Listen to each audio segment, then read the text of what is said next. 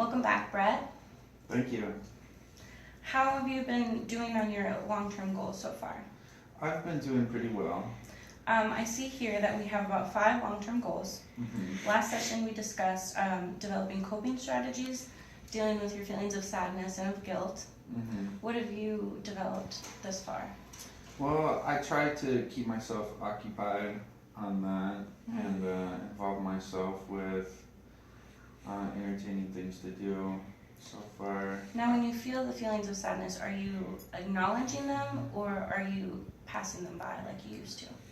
I'm trying to acknowledge them and understand why it's there and try to go and do something that brings my day back up.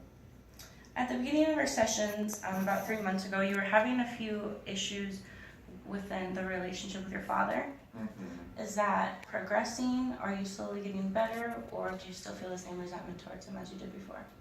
I think it's getting better. I've kind of understood why things are that way with him, and I understand that even though he kind of led himself to do certain things, it wasn't always him doing it.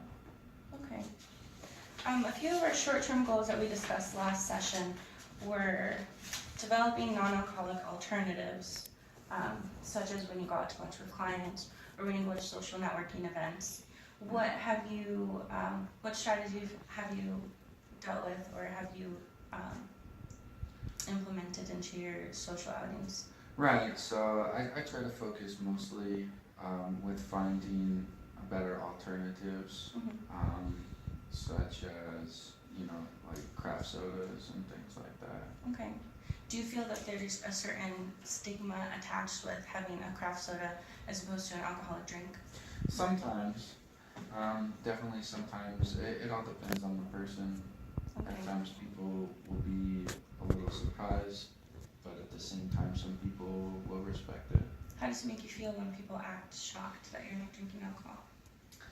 I guess multiple different ways.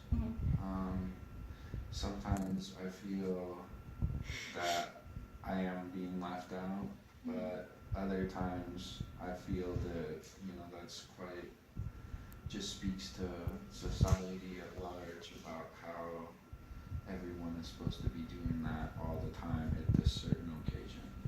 Now, before you had mentioned having party days. Mm-hmm. Have you found an alternative to, such as a hobby, to those party days? Yeah, I've definitely been enjoying doing a lot of bike riding. I think it's better to try to find more physical activities as opposed to like just going to the beach, which you can still do and drink, whereas nobody's going to do that bike riding. So in the previous session, when you discussed the party days, you said that it was Fridays and Saturdays were your party days. Mm-hmm. So do you have an activity that you do specifically on Friday and Saturday? Saturday, I usually go bike riding. I try to stay busy with work on Fridays. Not really focused anymore, but it's the weekend.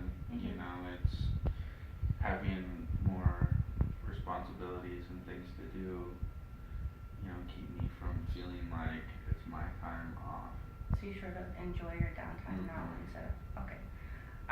Another short-term objective that we had was finding a hobby.